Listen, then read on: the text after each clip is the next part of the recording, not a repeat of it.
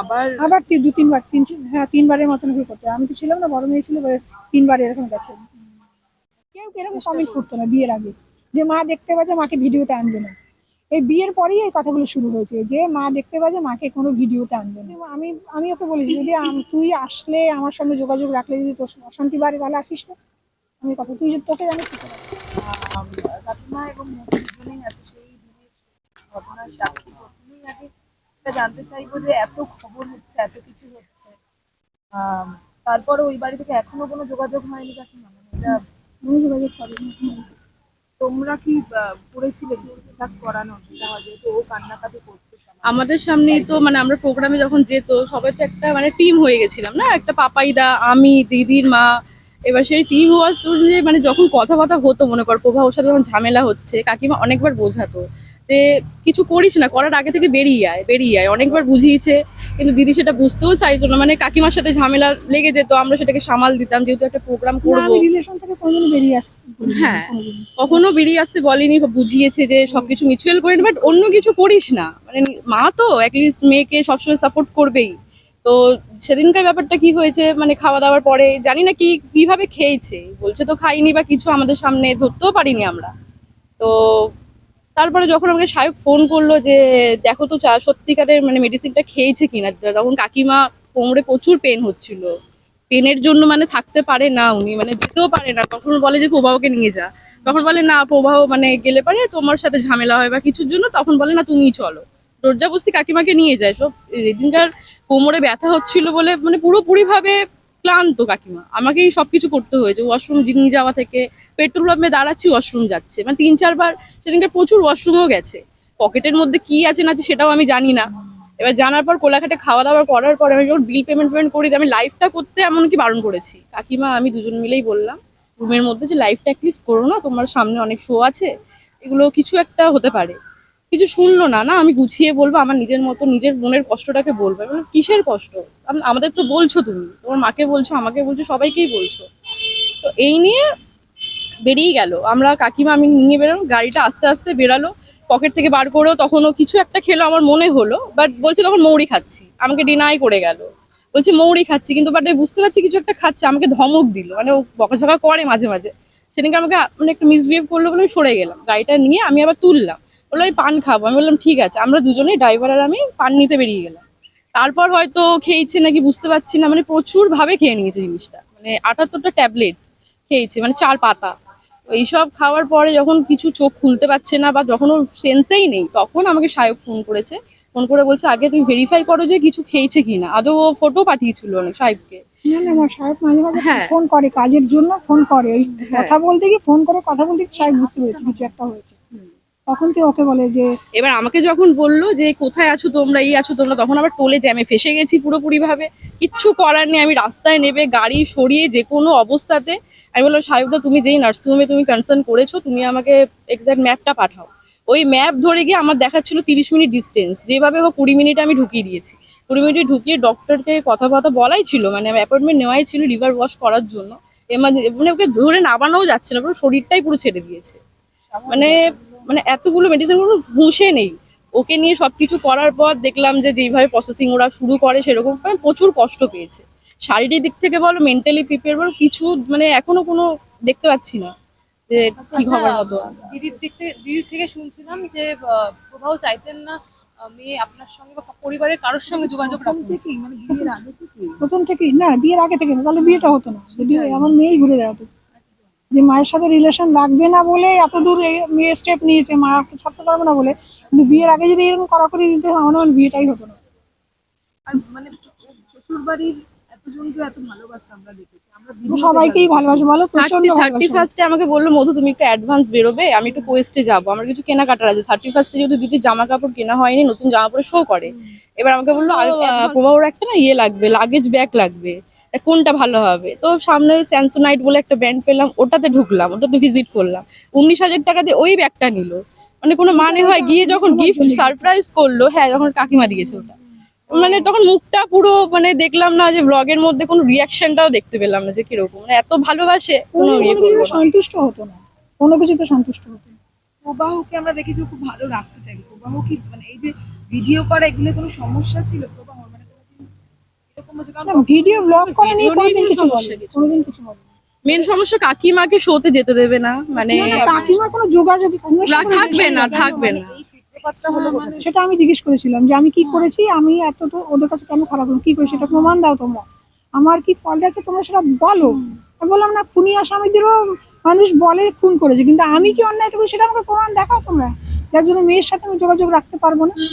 আমি যদি সত্যি খারাপ মেয়ে কি যোগাযোগ রাখতো, মেয়ে আমি আর সেটা প্রমাণ দেয়, কোনো উত্তর ছিল না, কোনো উত্তর ছিল না যে মা মা আমার আমি কি অন্যায়টা করেছি মেয়ের সাথে আমি যোগাযোগ রাখতে পারবো না।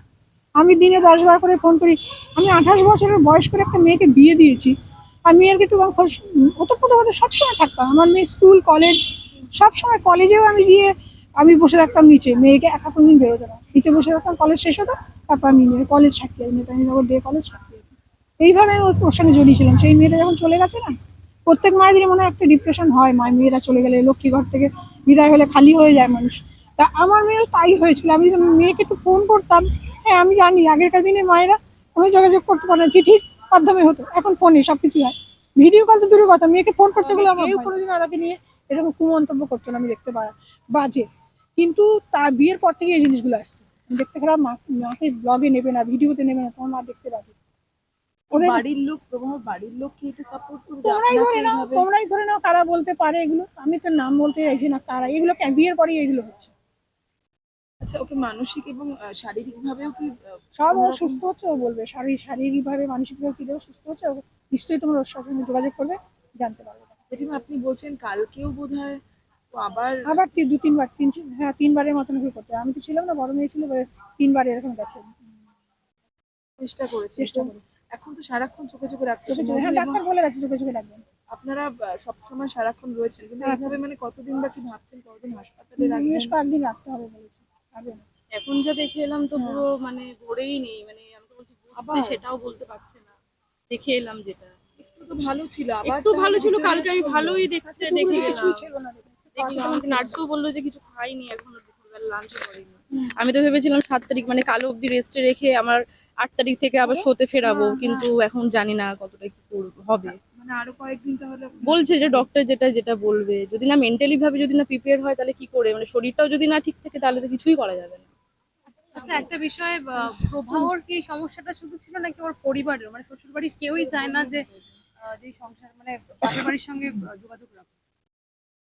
প্রভাব শ্বশুর প্রথম দিকে হয়েছিল, ফ্যামিলির সাথে যোগাযোগ রাখতে পারে না, শেষের দিকে যেটা হলো মাঝখানে একবার খবরও পেয়েছিলাম আমি যে ঘর থেকে বার করে দিয়েছিল, কাকিমার বাড়িতে ছিল, এটাও তো উচিত ছিল না বার করে দেওয়াটা, তাও সেই রিলেশনে তাও হ্যাঁ মেয়ে জোর করে গেছে, বারবার করে ফোন তাও করে ঠিক ছিল, মানে মানিয়ে নিয়ে গুছিয়ে নিয়ে সবকিছু ছিল, পুলিশও ফোন করেছিল চন্দননগর থানা থেকে যে তোমাদের কিছু সমস্যা হচ্ছে কিনা, দিদি তখন বলেছিল না আমার এখন কোনো সমস্যা নেই, আমি এখন ভালো আছি, মানে যখন বার করে দেয় 2 মাস থাকে কাকিমার বাড়ি, তারপর থেকেও ঠিক ছিল, 2 মাস হ্যাঁ, ছিল, প্রায় তাড়িয়ে 2 দিয়েছিল। মাস মানে বার করে দিয়েছিল, তাড়িয়ে দিয়েছিল ঘর থেকে, তখন প্রভাব কিছু বলেনি যে না কিছু না, ওকে বার তোমাকে করে দিয়েছিল। সবসময় বলতো বেরিয়ে যাও না, আছো কেন বাড়িতে, বেরিয়ে যাও না, আছো কেন, সবসময় কথা বলতো, তোমার তো যাওয়ার জায়গা নেই, ওর যাওয়ার জায়গা নেই। এখন পুলিশ কেসের কথা কিছু না, বলছে না?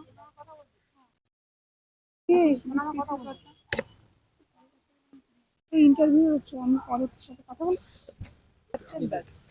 এটা নিয়ে প্রচুর কান্নাকাটিও হয়েছিল, প্রচুর মানে প্রচুর ভাবে কান্নাকাটি, যে কাউকে কুকুর বিড়ালকে তাড়ায় না সেই মাসটাতে আমাকে কি করে ঘরের বউকে বার করে দেয়, যেটা মানে আমাদের বাঙালিরা এরকম। বলে ভাদ্র হ্যাঁ, মাস, কার্তিক মাসে, ভাদ্র মাসে বের করে অষ্টমঙ্গলে দিয়েছে। পর্যন্ত এরকম শেয়ার করেছে, অষ্টমঙ্গলে পর্যন্ত মেয়েরা যখন 8 দিন থাকে বরেটা এসে নিয়ে যায়, সেই রিচুয়ালস পর্যন্ত মানতে দেয়নি, বলে আমাকে একদিন এসে কাটতে বেলা চলে যেতে হয়েছে, মানে মায়ের বাড়িতেও থাকতে দেয়নি অষ্টমঙ্গলে। আচ্ছা, একটা লাস্ট রেজিস্ট্রিটা যেহেতু হয়নি, বিয়েটা কি অস্বীকার করার কোনো রকম চেষ্টা করছে?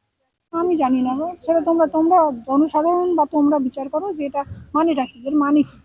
রেজিস্ট্রি রেজিস্ট্রিটা করবে না, মানে মা করেনি, বাবা করেনি। করতে বারণ করেছে বলে করবে হ্যাঁ, না, বলে এই দিয়েছে। নিয়ে মানে কার মা ঝামেলা, বাবা বারণ ওর করেছে? প্রভাবর মা বাবা। প্রথমে তো বলতো মা বারণ করেছে, দিদি পরে অনেক তো চেষ্টায় দুজনেই ছিল বললো। যে রেজিস্ট্রিটা করা যায়, অনন্যা সুকান্ত যখন রেজিস্ট্রিটা হয় তখন যাচ্ছিল একসাথে, এটাও শেয়ার করেছে যে আমরা চলো রেজিস্ট্রিটা করে নি, কিন্তু বলেছিল না করব না, এই নিয়ে দুজনের মধ্যে ঝামেলা হয়, গাড়ি থেকে নেমে যায়, এই হচ্ছে ব্যাপার। ঠিক আছে।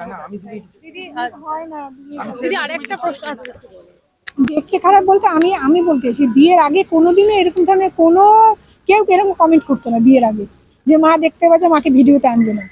এই বিয়ের পরেই এই কথাগুলো শুরু হয়েছে যে মা দেখতে পাচ্ছে মাকে কোনো ভিডিওতে আনবে না। হ্যাঁ, তারপরে হাসে না, হাসি এই কমেন্ট শোনার পর থেকে আমি আমি বলতে আমাকে নিস না ভিডিওতে, আমি দেখতে পারলাম না আমার হাসি, তারপর থেকে আমার হাসি চলে গেছে।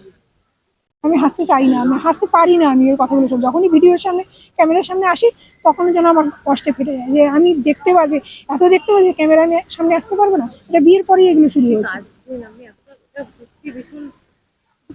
না, আপনি কি চাইছেন মানে মেয়ে যদি আবার ফিরতে আমি চায়? চাইছি আমার মেয়ে সুস্থ হয়ে ফিরুক, তারপরে মেয়ে যা মনে করবে সকালে আছে যা মনে করবে।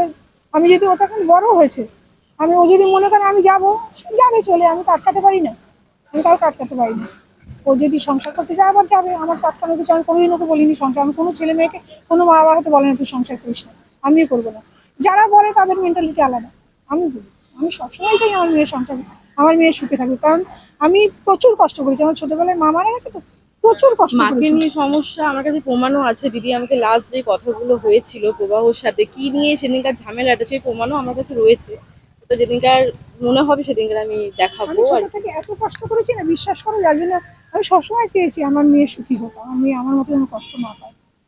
কিন্তু আর পয়সা মানে রেখে আগেকার প্রথা, সেই আগেকার দিনে আমরা যেরকম দেখেছি যে বাড়িতে আর আসতে দিত না, সেই জায়গাটায় ফিরে যাচ্ছে বলে কি আপনার আবার মনে হয় আস্তে আস্তে? হ্যাঁ, যে বিয়ে হয়ে যাওয়ার পর মেয়েকে আর বাড়িতে আসা নিয়ে সমস্যা, কি বলবেন শেষ? বাড়িতে আসা নিয়ে আমি যদি আমি ওকে বলেছি যদি তুই আসলে আমার সঙ্গে যোগাযোগ রাখলে যদি তোর অশান্তি বাড়ে তাহলে আসিস না, আমি কথা তুই যদি তোকে যেন সুখে রাখে ওরা, তাই আমি চেয়েছিলাম।